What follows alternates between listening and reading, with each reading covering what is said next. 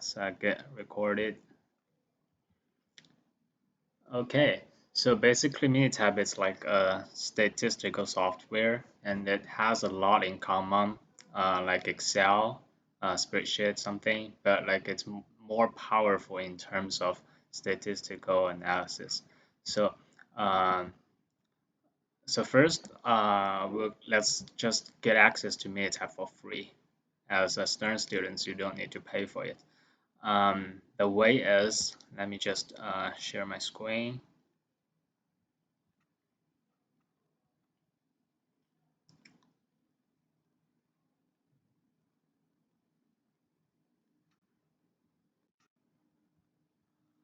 Right, you can see my screen, right?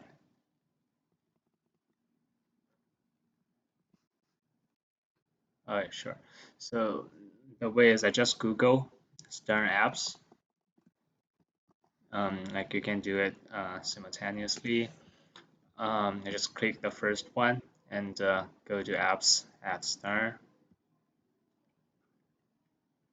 As a first time user, maybe you need to log in with your password and username. Just click SSO Stern apps uh, and and just sign in. So getting this table basically, there has a lot of like apps, um, Excel, the Minitab 19, which is the app recommended by Stern for this course. They have Minitab 20 already, but we just use Minitab 19. PowerPoint and those are R is like a programming language. It's basically a little bit like Python things. You're gonna code, but for this class, like we are not doing that complicated statistical things. So we don't use R, but if you are interested, you can learn it. It's pretty useful in terms of statistics. So I just click on Minitab 19 and it may takes like 2 minutes for it to set up. So basically I cannot download Minitab on my own PC because like they want to make sure I have to pay for using this app after I graduate from school. So basically they just provide me an environment so that I can access to this app anytime I want, but I'm not gonna download it. So like when you do some analyze on the app, you have to save your work from time to time. It won't gonna save automatically. Like when you graph a picture, when you um, analyze a table or something, you need to save the pictures in your own PC. And sometimes you're gonna hand in those analyze those graphs as your home assignment.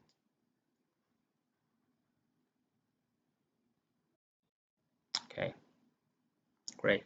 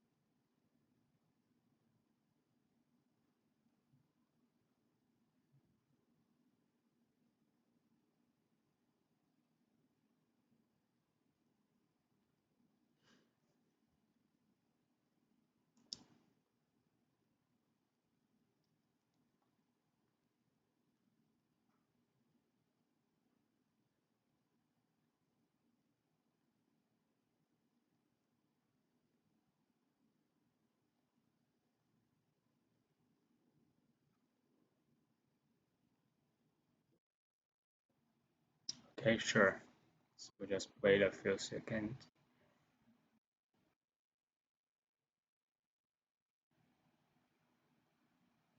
So it's pretty much like an Excel spreadsheet. Okay, you get this.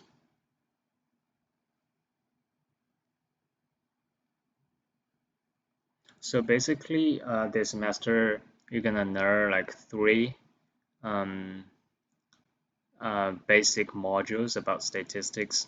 The first one is probability, like a lot of probability distribution. The second one is some statistical test, and the third one is a linear regression model. So I'll provide each example in those three modules, and basically that's the homework assignment that you're gonna do later this semester. So those techniques on software are quite important because like in your first class you learn some probabilities and maybe for next weeks and um, maybe for the first month, I guess, your homework are basically more about math. You're gonna utilize some formulas to calculate probabilities. But later this semester, you're gonna do some statistical tests and regression analysis. So in that case, the data set is pretty big, and it's basically impossible to calculate those data by hand. So it's pretty important to know how to use the software.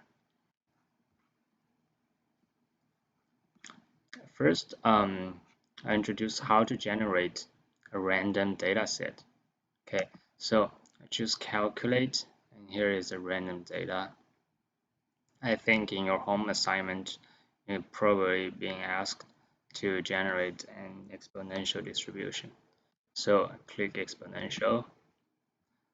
I probably I want to generate 1,000 data set, 1,000 data, and that forms an exponential distribution.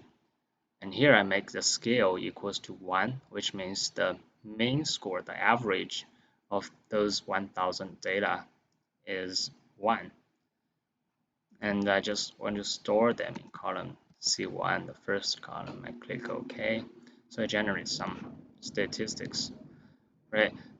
To have an overview of those data, I just click graph and I can draw a histogram.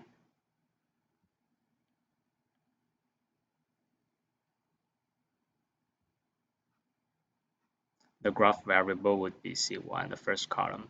And for these options, scale, labels, those things are just some adjustments, right? You can, for example, change the width of the histogram. You can change like how much columns you want to create something. But I mean, for the majority cases, the Minitab default is pretty great. So many times you don't need to change those options. Just click OK and you would get a graph on those statistics. You can change here. It's a data and output. Here is data only. Here is output only. So you want to click output only and you double click the graph. And you can have an overview of those data points. And this is how an exponential distribution is look like. Okay. To save those graphs, sometimes you need to post those graphs on um, in your home assignment, and you want to submit those graphs. So you just click it, and here you can choose like save graphs, um, like send to Microsoft Word, send to PowerPoint, something.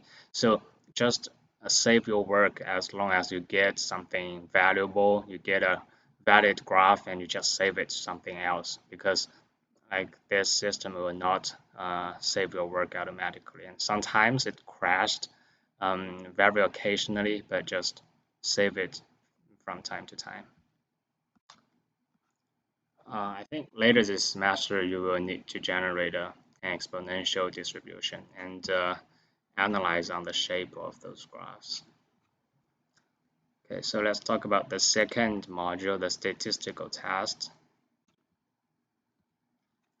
In NYU Stern, like I met a lot of professors, like they said, Stern has the best students from all over the world, and particularly they likes to compare like Stern students with Columbia University students. Um, I don't know why, but sometimes I question, is that really the case? So um, I want to know, right, if Stern really has the best students from all over the world, better than Columbia University. So what I'm looking about is the SAT score um, of students that was offered to Stern and offered to University Columbia to Columbia University. So how to look at those difference, right? I want to ask, is there exist a difference between the SAT score of Stern students and the SAT score of mm, Columbia University students, right? So maybe I just interview, right? I just randomly choose students on Washington Square Park and ask them, right, what's your SAT score? But I got a 1480. So maybe I find another volunteer who get, for example, a 1520. Columbia University, it's maybe like 15,000, 1540, right? When I took SAT test, the total score was 1600. So just with this four data in mind, it's not very possible for me to draw a conclusion, right? I know the main score of Columbia University is 1520, the main of Stern is 1500, but is that enough to say that maybe the main of Columbia University is higher than Stern students? It's hard to say. But what we will do with this software is I'll click stats and I'll do a t-test. There is a two sample t-test because I have Stern students grade and Columbia University students grade.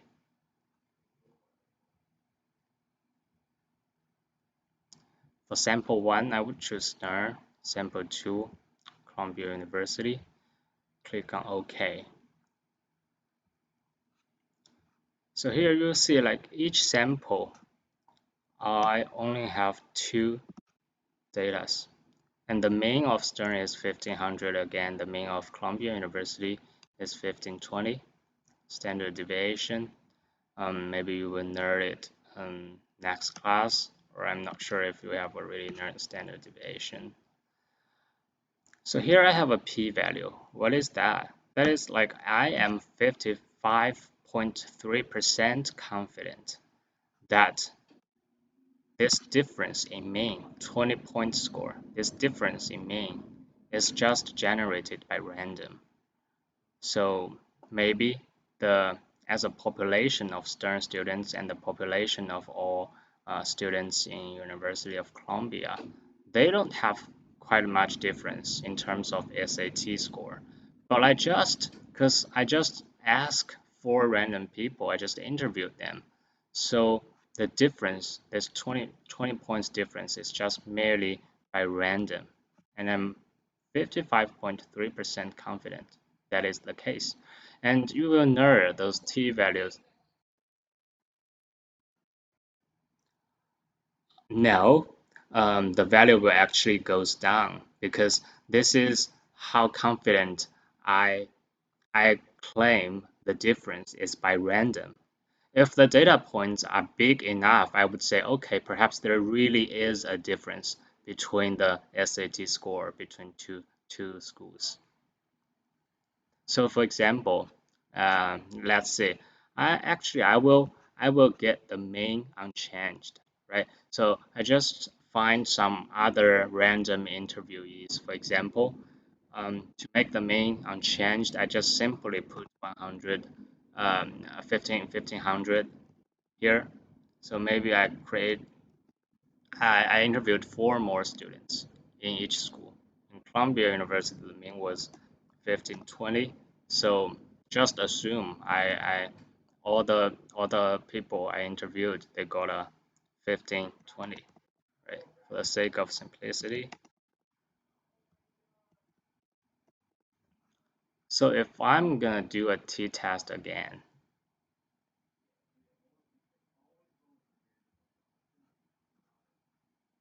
to show the graph, you see the mean is still unchanged, but the number of data goes from 2 to 6, more data points.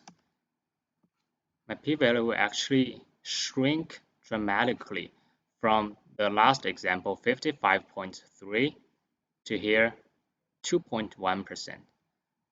So that means I'm just 2.1% confident that this 20 difference in mean is generated by random. In other words, I have 97.9% confident that there really exists a difference between the mean SAT score of Stern students and the Columbia University students. So with more data point in my hand, I get a more accurate conclusion. So that's why when people do interview, they don't just ask one or two people random on street. They ask hundreds or thousands of people, even though it would be more costly and actually quite more costly. But in order to get uh, a more accurate conclusion, they have to generate enough data points. So this is the t-test. And you go to like more than t-test, I guess there's an f-test, f-distribution, there is chi-square test. And those tests are pretty good to like draw conclusion. So sometimes when you like in your career path, in your um, well, like when you're doing research, a lot of times you have a lot of data points, but you don't know how to analyze it and how to draw a conclusion. So when you learn those statistical tests, you have a numeric value. Our p-value is like how confident we are to say there really exists a difference. We really make a changes in something, right? Um, right. So like before, if you have those data set, you just say, okay, based on this data set, I think intuitively that one is bigger, that one is smaller, right? But um, you not make it quantitative. So that's the why the t-test or those statistical tests are pretty powerful in terms of you can draw a scientific conclusion. Okay, so I move to the third module, the regression analysis. It's also pretty important for drawing conclusions, and I have a pretty good example, which is the COVID cases in China. Um, so every city wants to predict how many COVID cases will occur, maybe in next month, in next year, right? They have to prepare hospitals enough hospital beds and just to get prepared. So I have a data here.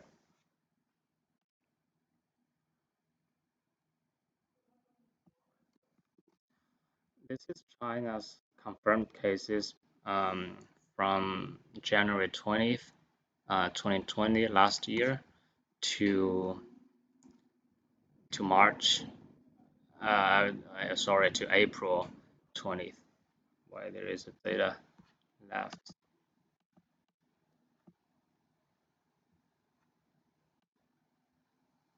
So basically, I use Excel to store data, and a lot of times you'll get your data set from Excel or like .csv file.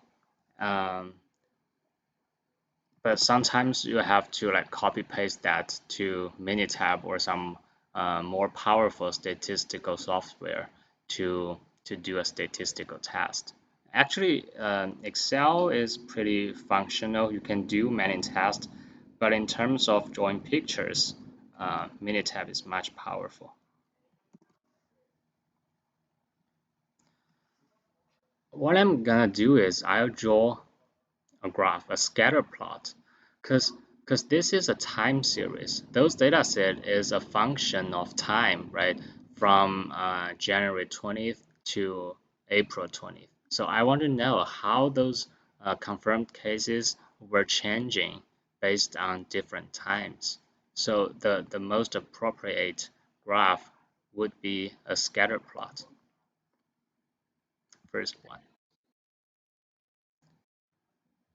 It's not the random data, that's the COVID confirmed cases. in China from January 20th to April the 20th.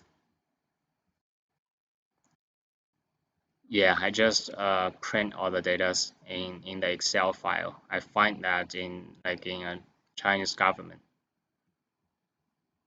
and I paste them in Minitab. Okay, so I'm gonna draw the scatter plot.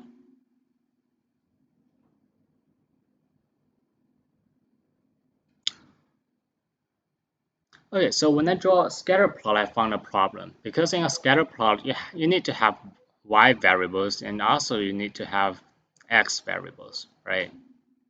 So here my x variables should be date, but I don't have one. So I'll probably go back and to copy those date again.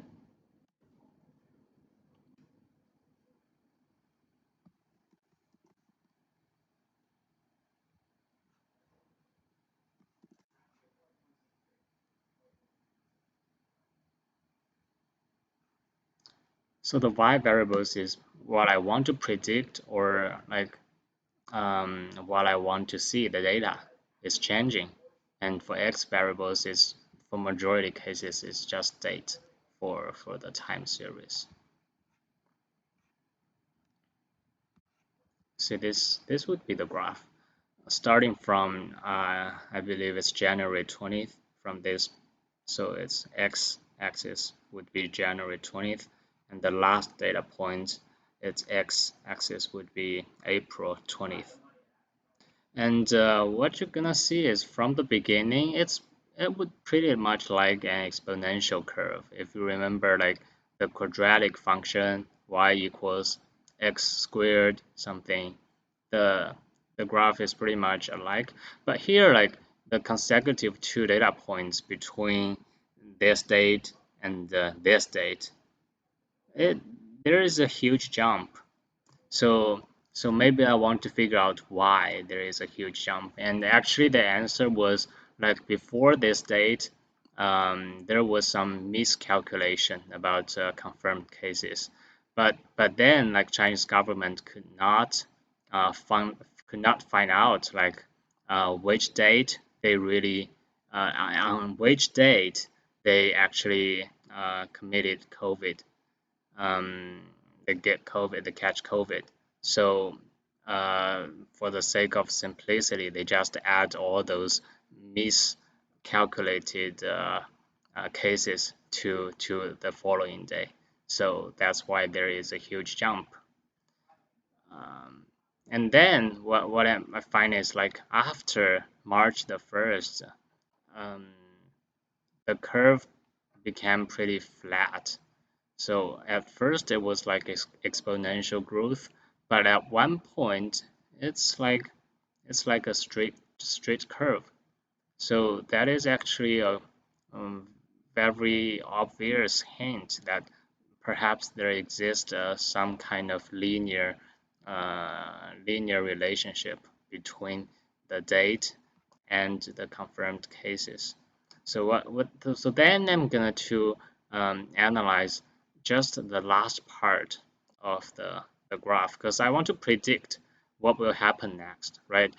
In May, in July, or even later, how much more people will get COVID, and how much hospital beds, how much medicine, how much vaccines I'm gonna prepare. So to do that,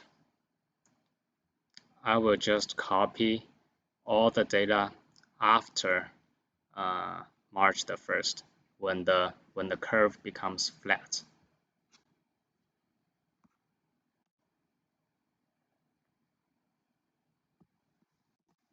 You see the first data point corresponding to March the 1st.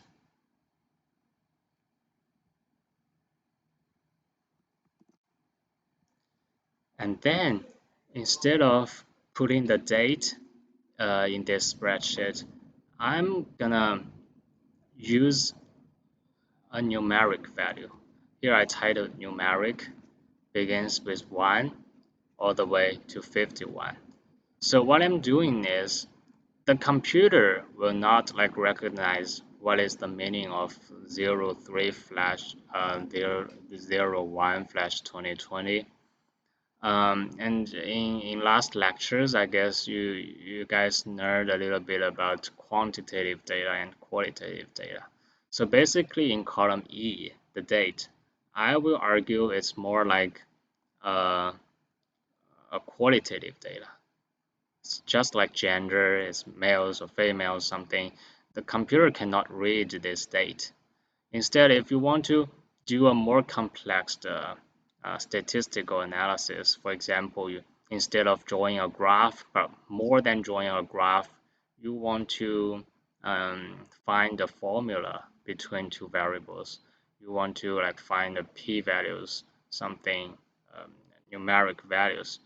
You don't want to put those things into your computer. So sometimes you need to create what we call a random variable. You're gonna learn soon. And in this case, um, what we are doing is I just use 1 to represent March the 1st, 2 representing March the 2nd, all the way to 51 representing April 20th. So that's the process to converting the qualitative data to quantitative data.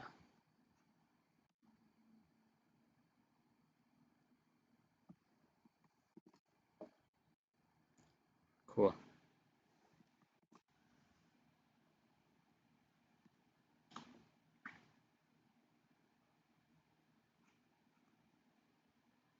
Okay, so then I just create another scatter plot just for the last two columns where there obviously exists a linear regression. And you can see this graph is quite different from the last one. And you see because the scale is different. So in the last graph, you can see like before, if I can find that graph, uh, after March the 1st, it's like the curve is very close to a flat curve, horizontal curve. But here, also the same date, after March the 1st. And just because the scale is different, I mean the y-axis, right? Those numbers increasing very small, right? This one is just 500 every time increasing. So here is it's like a straight curve, straight line actually, but it's not that horizontal. Um, so this is a linear regression model. Right, like in high school, you guys probably learned a straight line could be represented by y equals kx plus b. Right? This is not a strict straight line, but it's pretty close. So we can somehow find a straight line that best representing this curve. And that line is called the least squared line. And the method we call the least square method. Um, Actually, I can I just add atom. Um,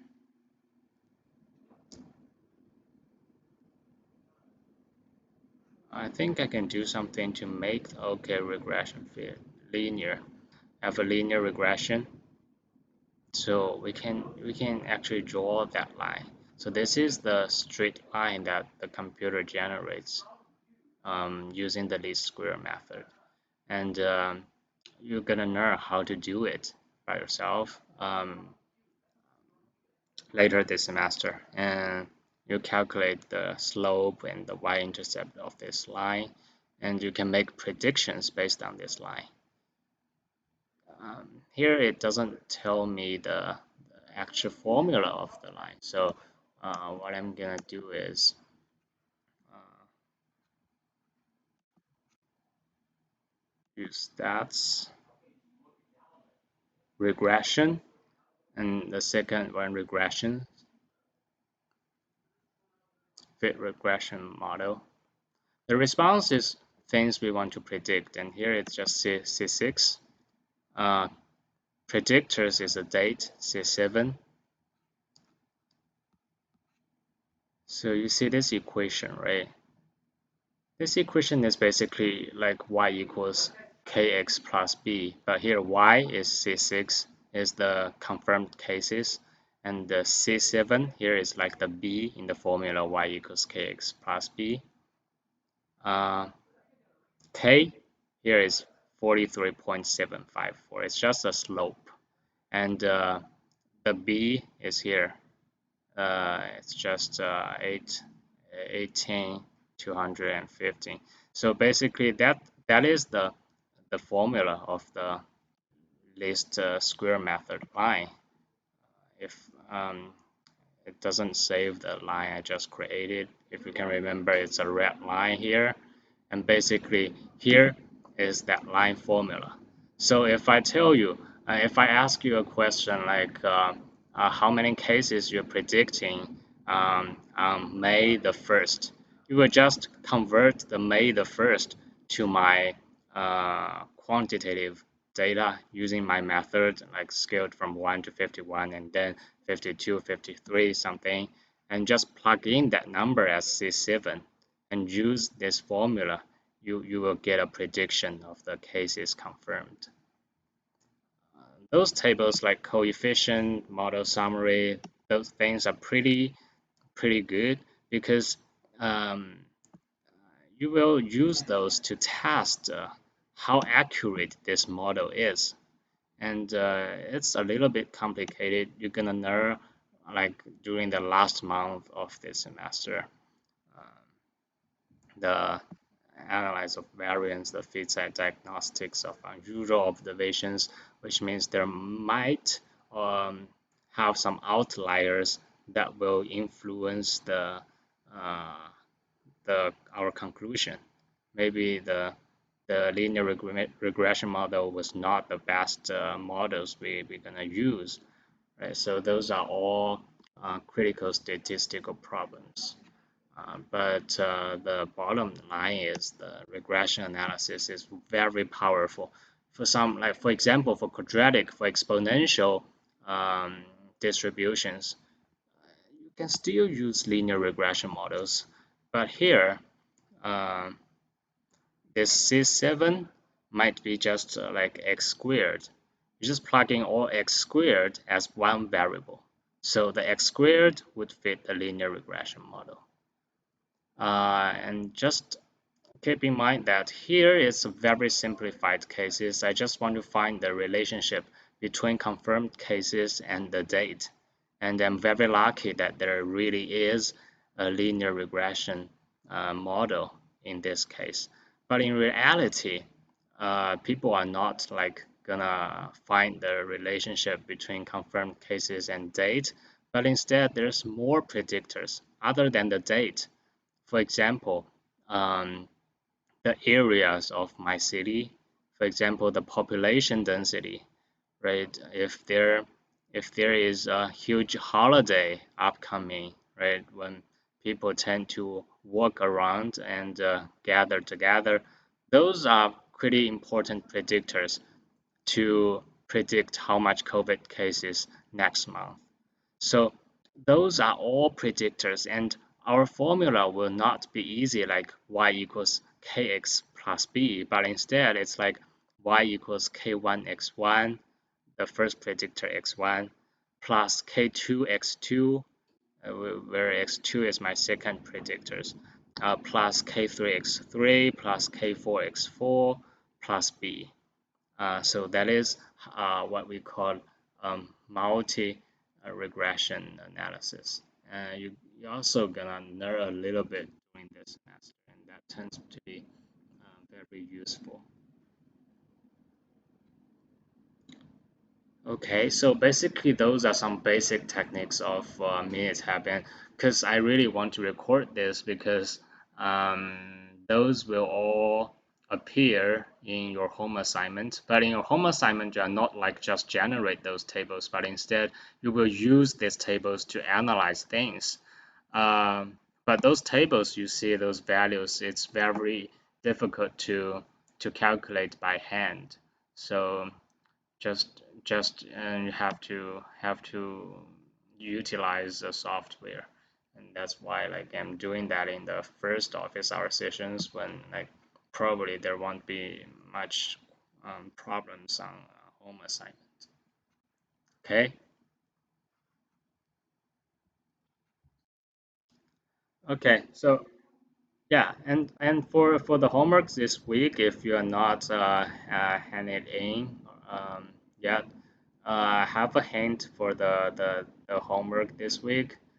Um, for the second question, it asks something like, what does it mean by saying like the COVID vaccine have a 95% efficacy?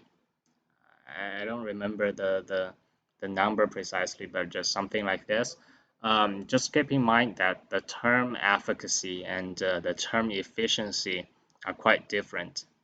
And it's I would recommend you like Google it. What's it mean by saying efficacy? Okay, it's a brand new knowledge for me. So because before COVID, like I don't know nothing about vaccine, uh, and it seems pretty helpful. Okay, okay. So if you don't have any questions, um, just free to go and have a good night. Sure. Thank you.